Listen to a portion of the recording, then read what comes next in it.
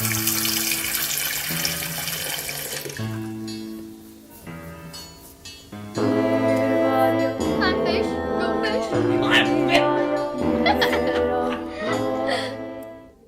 world gone mad, one man's boundless mind churns like a boiling cauldron of ideas trapped in a whirlpool of creativity, skirting the edges of epiphany. This summer, feel the frustration as Billy still messes up his paintings over and over again.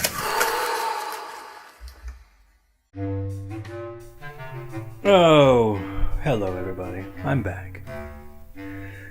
Once again, talking into a microphone, watching my stupid art. Watching my painting, whatever. I really don't know what to say on these things. But I'm going to say it anyway. So I figured I'd try something different. I get kind of bored with watching... as much as I like to watch speed painting or the process of people working on things, sometimes it gets a little boring when you get into this process of just filming your work with a stationary... Well, stationary. With a tripod standing above you all the time. It kind of gets stale for me.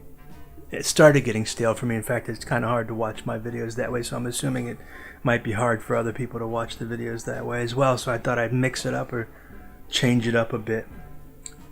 You know, show the process from different angles maybe. Yeah, just kind of film it. Well, I got the new camera, so I figured I'd do some cool effects with the focus in, focus out, because it does it anyway, because I'm still learning it. I bought that new Fujifilm camera. But here I just put it in my lap just to get a different view. Probably not the wisest thing to do. But I thought I'd make it more interesting to watch instead of watching a camera that's not moving. And of course you miss a lot of the process when you do it this way, but still it's a little more interesting than just having the camera just sitting there above everywhere, above everything. So I thought I'd make another monster this way. It does get kind of distracting when you move the camera around so much just to try to make it interesting. You start to lose focus on what you're doing as far as painting, as far as the work you're doing. You start to battle with do I want to do a great painting? Do I want to do a good video? Do I want the painting to be interesting? But the video has to be has to be okay from different angles. It's just it's almost counterproductive because you're worried about everything that you shouldn't be worrying about. You should be worried about creating something interesting looking.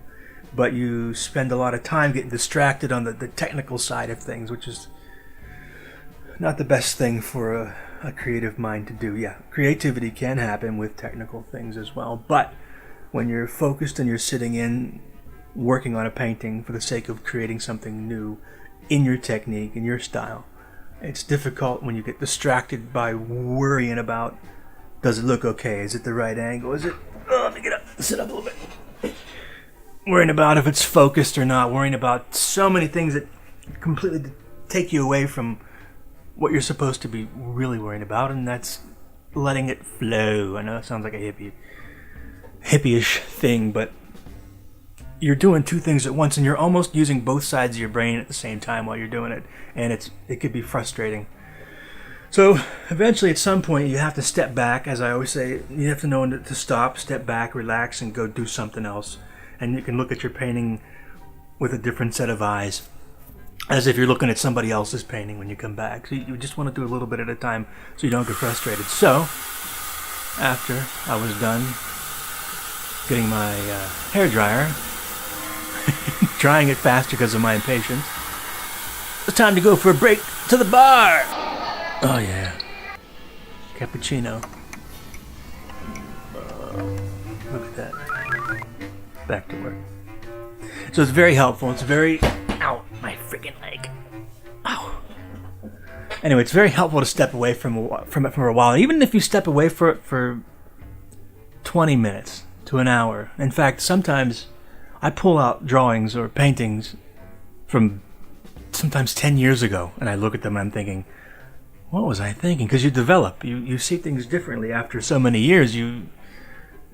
It's like you're looking at it as a different. You look at it as if somebody else painted it, which is great because it's always easier to be a critic of somebody else's work, and you always know what's best for somebody else. You never know how take care of yourself, but you always know what's best for somebody else. So, with that in mind, when you pull out an old painting, you're looking at it as if somebody else did it, and you know how to critique it or fix it, and you kind of fall in love with it again. Not really fall in love with it, but you kind of discover an interest. You become reinterested in what you were doing before. I don't know if this happens with anybody else, but as a creative mind, it happens for me this way.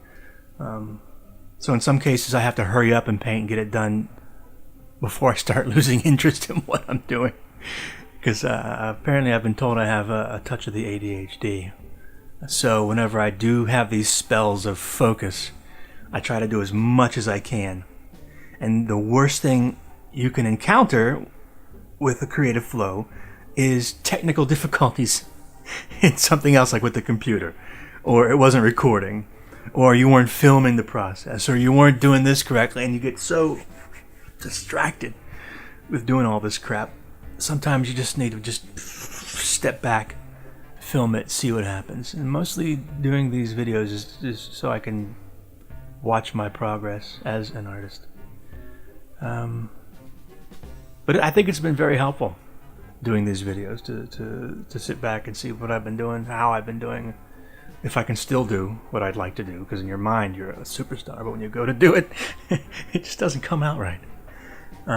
Some things I do need to work on, I think, are the flow of my paint, like motion.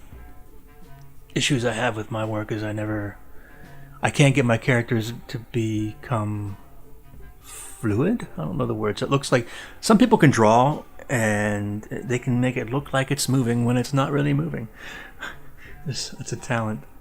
I lean more towards the getting the feeling down, getting the color down, and getting that interesting experience down as fast as I can before I lose my interest in it. So anyway, this is the wrap up of the image. And this guy ended up. This was totally off the cuff. I mean, it was totally ended up with a mustache. But yeah, you need to know when to stop. So here it is. If you enjoyed any of this, yeah, give it a like, thumbs up, share. Even check out my my shop. The link should be there, or should be down below. After I make these, I actually like to post them to be sold as prints. Check it out.